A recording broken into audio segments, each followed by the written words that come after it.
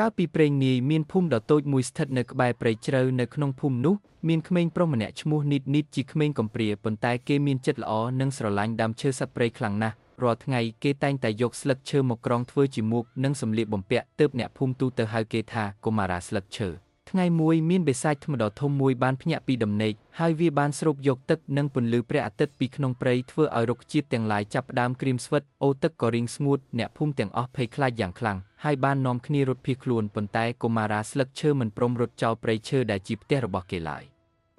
ដោយឃើញទឹកចិត្តដ៏ក្លាហានរបស់នីតស្រាប់តែដើមឈើធំចំណាស់មួយនៅក្នុងព្រៃបានបន្លឺសំឡេងឡើងថា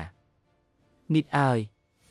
ចូលចៅធ្វើដំណើរទៅកាន់ល្អាងភ្នំពណ៌ខៀវនៅទីនោះមានកដាវត្បូងមរកតដែលជាវត្ថុទិព្វតែមួយគត់អាចបង្ក្រាបបិសាចថ្មបានប៉ុន្តែដាវនោះអាចដុបបានលុះត្រាតែអ្នកនោះមានចិត្តស្មោះត្រង់និងស្រឡាញ់ធម្មជាតិពិតប្រាកដប៉ុណ្ណោះ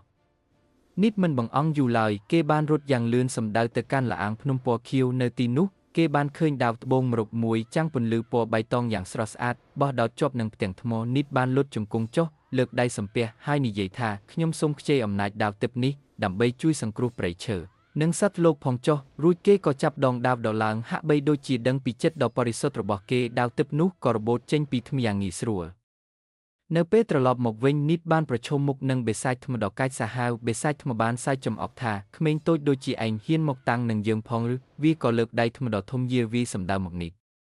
កុមារាស្លឹកឈើគេចផុតរួចលើកដាវត្បូងមរកឡើងទៅលើមេឃភ្លៀងនោះដាវបានបញ្ចេញពន្លឺពណ៌បៃតងយ៉ាងខ្លាំងក្លាចាំងចំភ្នែកបិសាចថ្មនីតបានលោតទៅមុខរួចចាក់ដាវត្បូងមរកតទៅលើចំកណ្ដាលទ្រូងរបស់បិសាចថ្មដោយសារតែអំណាចទិព្វនៃធម្មជាតិនិងចិត្តក្លាហានរបស់នីតខ្លួនប្រាណរបស់បិសាចថ្មដ៏ធំក៏បានរលាយក្លាយជាដីដ៏មានជីវជាតិវិញទឹកដមនិងពន្លឺព្រះអាទិត្យក៏បានត្រឡប់មកវិញដើមឈើទាំងឡាយចាប់ផ្ដើមលូតលាស់បៃតងខ្ចីរីឯសត្វព្រៃក៏ត្រឡប់មកច្រៀងរាំដោយរីករាយចាប់ពីពេលនោះមកអ្នកភូមិបានត្រឡប់មកវិញហើយរស់នៅដោយសុខសាន្តដោយចងចាំជានិច្ចនូវវីរភាពរបស់កុមារាស្លឹកឈើដែលបានការពារធម្មជាតិរបស់ពួកគេតម្លៃអប់រំនៃរឿងភាពក្លាហាននិងសេចក្តីស្រឡាញ់ចំពោះធម្មជាតិអាចបង្កើតជាអភូតហេតុដ៏អស្ចារ្យដើម្បីការពារភពផែនដីនិងអ្នកជុំវិញខ្លួន